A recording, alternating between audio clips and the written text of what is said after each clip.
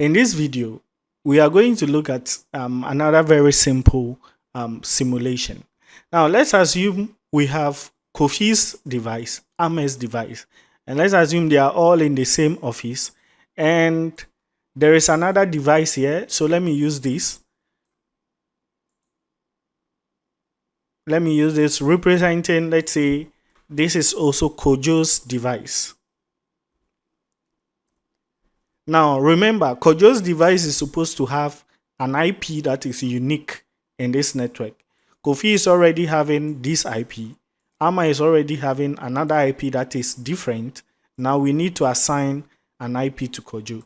So I can go in here and just change this to 12 so that Kojo is also having a unique IP in the office of sort. Now, we want to connect these three devices together.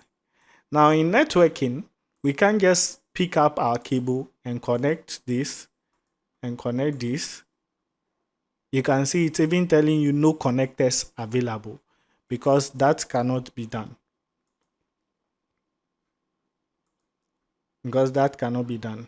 So I'll take off Kojo's device, put this back in and name it Kojo. Then I give it back its IP with the last numbers 12.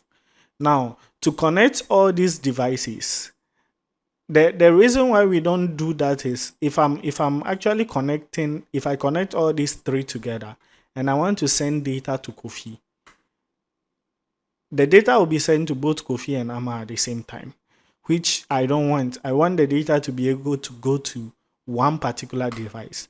That is where another networking device called a switch comes in. So I'll now introduce a switch here. Now, a switch is simply a networking device that is able to, let's say, transfer data packets to the required destination, actually using the MAC addresses of the devices. So if I want to send a data to Kofi, from Kojo to Kofi, the switch is able to identify Kofi's MAC address and is able to send the data to Kofi directly. So let me name this. Let me just call it a switch. Now, switches don't have IPs. They don't have IPs because all they do is just to locate the right device using their MAC addresses. So with this, I can do my connection. So I can come to my connection here and Kofi to the switch to Kojo this way. Now in terms, we would have called this kind of connection a star topology. So this is star topology actually. This is star topology. So as we move forward, we'll be exploring all the various topologies using our Filius network simulator. Now that I have this connection, how do I know that my connection is right, and how do I actually send data or receive data? Now let's assume that Kojo's device is actually a server in the office. So let me just call it server instead of Kojo's device. Let me just call it server. And this server is a server that Amma and Kofi uses in the office. So what I'm going to do now is this already has an IP, this has an IP, and this also has its own unique IP. So I'll move straight into the simulation mode because my connection is done. I'm done building my connection. So I'll go to my simulation mode and I'm going to try and ping Kofi. So you can try the ping. We've done that before. So who am I pinging? So I want to keep the IP.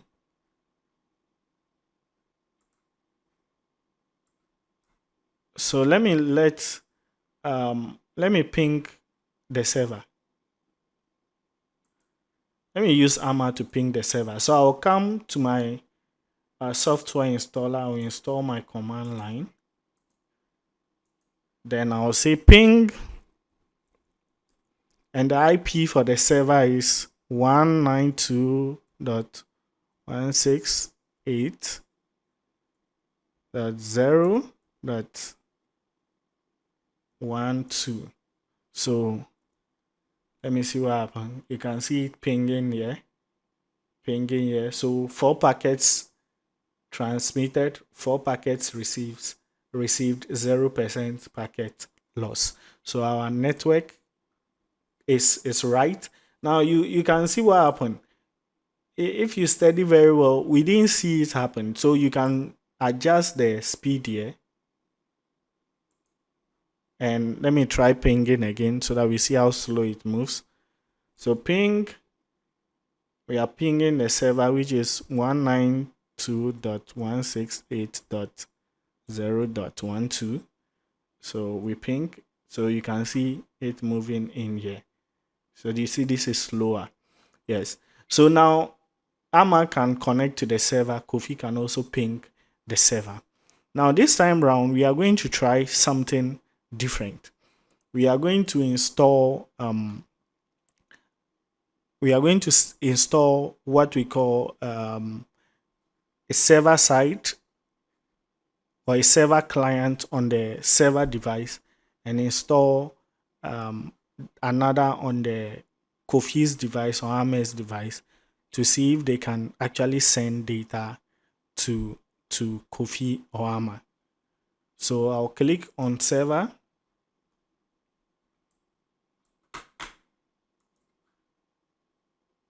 So I'll click on the server, and because it's a server,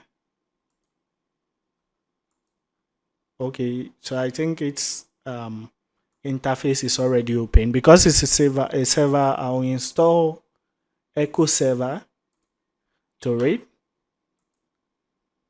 Then on the any of the devices, so let me choose Kofi. So I'll go back to the home screen, and I'll try and install what we call generic client to Kofi's device. So I'll come here, generic client here, because this is a server and this is a client. Remember that's why I'm installing this software on them. So I'll apply changes. So we now have the generic client here. Now open the Echo server, and this is the port. So I'll copy this port 555.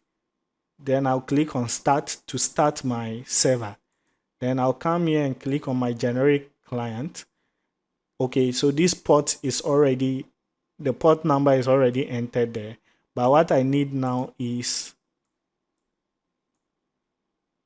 my server's IP.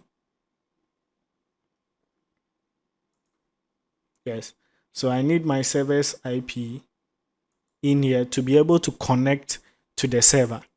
So I'll be having my 192.168.0.12. So I'm just entering the IP address of my server through this port 555, so that I can connect with my server successfully.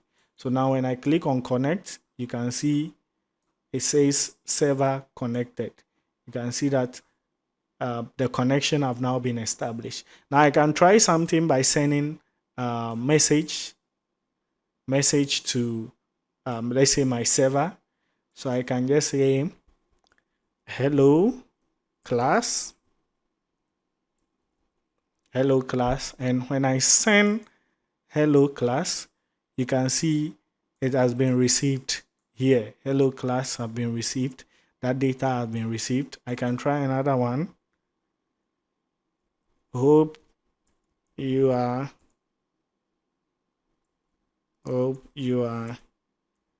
enjoying the lesson. Hope you are enjoying the lesson. And if I send, you can see my data being received here. Hope you are enjoying the lesson.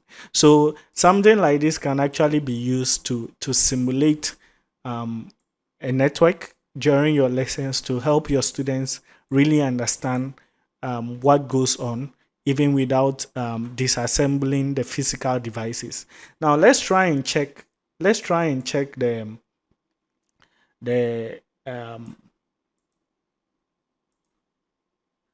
so I'll close this. Let's try and show the data exchange here. Now, if we look at the data exchange here, you see that the layers of the data exchange, so this is the previous one, hello class and all that. Are you enjoying the lesson? So you see that the data exchange here is more, and you see that the layers are more. So you have the internet layer to transport layer to the application layer. You see, so even explaining the concept of layers in the TCP/IP model and the OSI model, you could use this software to actually explain all these concepts.